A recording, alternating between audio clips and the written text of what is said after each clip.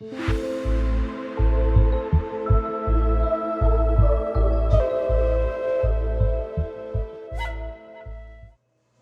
everyone, my name is Gwendolyn Murphy.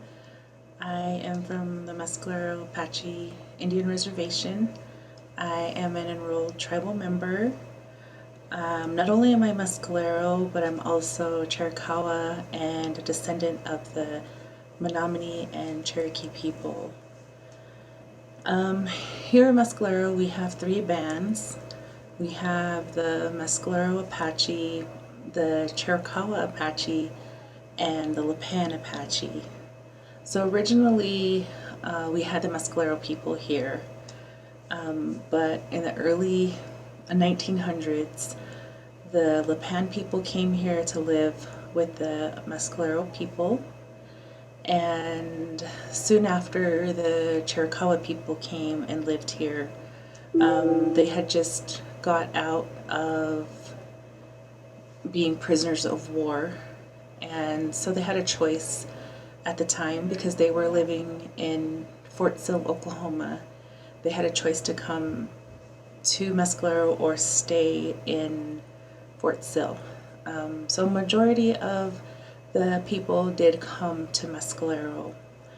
And at that time, I had heard a story about how the other people here in Mescalero noticed the Chiricahua people, because a lot of the Chiricahua women specifically, they learned a lot from the soldiers and their wives as far as how they dressed, as far as how they kept their homes, and so it was very different for the Mescalero women to see, even as far as the way they dressed. The Chiricahua women, they dressed very modern for their day, and maybe back then the Mescalero women may have thought they were kind of bougie, I guess, in the young people's terms, in how they dressed. But that's just something that they learned, and that they had to adjust to the changing society. They also had told a story that I heard about our women, the Chiricahua women, and during our dances, our crown dancers, they come out and dance, and the women all dance around, and a lot of the Mescalero women were watching the Chiricahua women. They were very interested because they danced different. And so, things like that happened. Because there are three bands here, there was a lot of differences. Of course, nowadays, our grandparents, great grandparents, they all intermarried. So, like, for example, my grandfather, he is full-blooded Chiricahua. His mother and their family, they all came here to Mescalero from Oklahoma. And my grandmother is from Mescalero. She's full-blooded Mescalero. So they married and they had 10 kids. And I know back then in that generation, a lot of families had multiple kids. And as a mom now, I could not imagine having 10 kids. So I give kudos and props to my grandmother. She raised 10 children. And, back then they were poor. They were poor people here in Mescalero. Many of them lived in arbors, which are structures made out of oak brush, and tents and teepees, but they survived. They survived with 10 kids, probably hardly any money. Transportation was a real issue, but they made it, they made it and they survived. My mother had told me that growing up they ate rabbit stew. To me, I don't know, that just kind of sounds like I would never eat rabbit stew. I'm sorry, but she ate rabbit stew growing up, and I couldn't imagine how my grandparents, fed 10 kids, 10 kids, and but they did it. They managed to do it, and we're here today. My grandmother and my grandfather have since passed away, but they leave a legacy of well over 50, 60 grandchildren and great grandchildren. And so, we try to carry on as much of the traditions and the ways that were passed down to us. Some of the things that, we can and can't do, as far as looking outside when it's dark, or putting your shoes in a certain place, just little things like that, we do on a daily basis that we don't realize, that these were things passed down to us. But I'm really proud of who I am and where I come from. I'm proud of the people that have been here before us, and they had survived. I am a seven times a great granddaughter of Victorio. He was the chief of the Warm Springs Apache, and his sister Lozen. So that makes me proud, knowing that I come from them, and that they survived, and they stood up. They stood up for what they believed in, and I really hope, as a parent, that I instill these values and the pride in my children. They're adults now, but I'm really proud that they have carried on their traditions, and they keep it in their hearts, and they take it with them. And as an educator, working with youth in my community is something I'm passionate about too, and really pushing our culture, pushing our traditions, pushing our language. I myself, I'm not a fluent language speaker, but I learn as much as I possibly can. I learn about genealogy. I like to read about our ways, our Apache history, and I'm not the best person. I can't tell you all the stories about it, but it's something that I really enjoy reading about. My late aunt, she wrote a book titled Apache Mothers and Daughters, and I learned so much about our people, and especially my female lineage. And it's just really amazing to read the stories that are written in the book about our people, and specifically about the women in my family. My great grandmother, Christine Cosine, she had a hard time. She went off to boarding school, and can you imagine going to boarding school? You don't know the people. You only know your language, and it just blows my mind away on how much the people had to deal with, all the struggles, fitting in, missing home, all that they had to carry.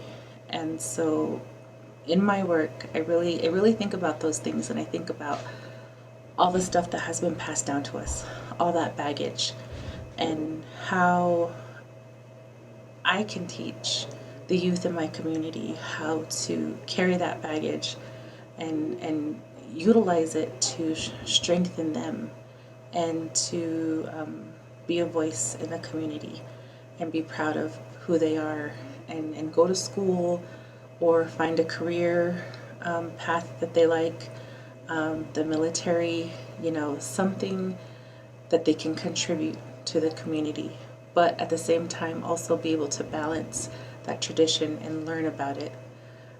So with that, I thank you for inviting us to share about our community. Um, and, we're here, we're still here, and we're proud.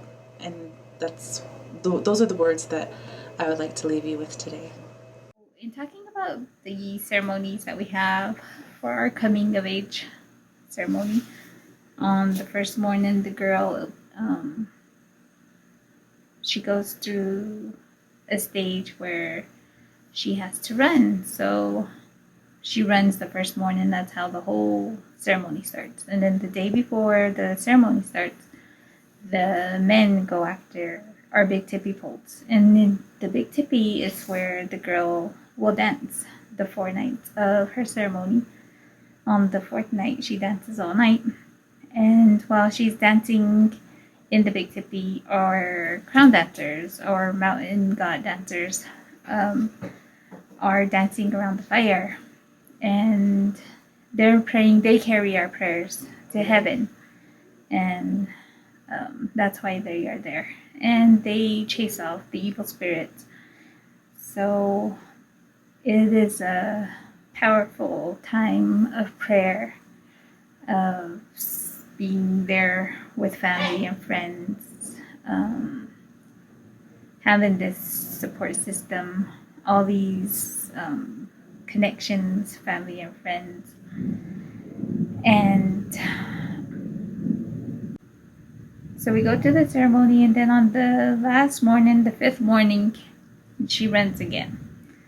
So that's what ends the ceremony on that day.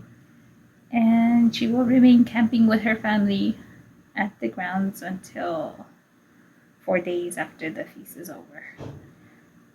But it does take a lot of preparation, a lot of planning, a lot of review, getting together, just to make sure everything is ready. Okay. Hello, good afternoon. My name is Beth Sunrise. I'm from the Mescalero Apache tribe. I lived here all my life. I went to school in Roswell for a couple of years. I got my CNA, came home, and I started working with the Mescalero Care Center. So I've been working with our elders here. I've heard so many stories. They've told me from them growing up when they were smaller and showed me pictures and stuff. I also worked with the Mescalero CHR, which is community health representatives. I was doing home visits with our elders that were diagnosed with cancer, or if they had diabetes, I was taking them to their appointments, making them appointments. I was helping them at home, fixing their pillboxes. I was there in any way I could be for our elders. I didn't know any of them until I became a community health representative, and now I've grown to know a lot of our elders today, and I see them places I go, and there's quite a few that still remember me and walk up to me and greet me, and we'll spend time talking. I've worked there for about 7 to 8 years. I enjoyed it a lot, and when the whole pandemic started, I was transferred over to the Mescalero Elderly Program. I worked with more elders there. We had the reservation was closed. We were on lockdown, so we were delivering meals to our elders. And when I started doing that, I grew to know a lot more of our elders. I love working with our elders. I love hearing the stories they have to tell me of when they were kids till today, how different it was back then to the generation it is today. They always spoke to me about how they want our generation today to keep our tradition going and to keep our language going. Everything they learned to pass down to the newer generation. And I love working with our elders. I worked through the whole pandemic, most of the pandemic, at the elderly center, delivering meals to their home so they wouldn't have to go out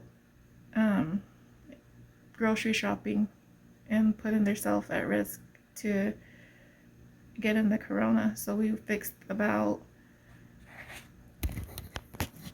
how many meals? Like about 300 meals a day or more, 4 or 5. We would drive all over the reservation and deliver all these meals to all the elders that we have here. Well, that's most of it, but I enjoy working with them. And now I'm here with the Boys and Girls Club. I enjoy working with our children, 6 and 7 years old. I've grown to know a lot of them also, and I'm attached to them, and some of them are attached to me. I love working in the community, doing whatever I can, helping whoever I can.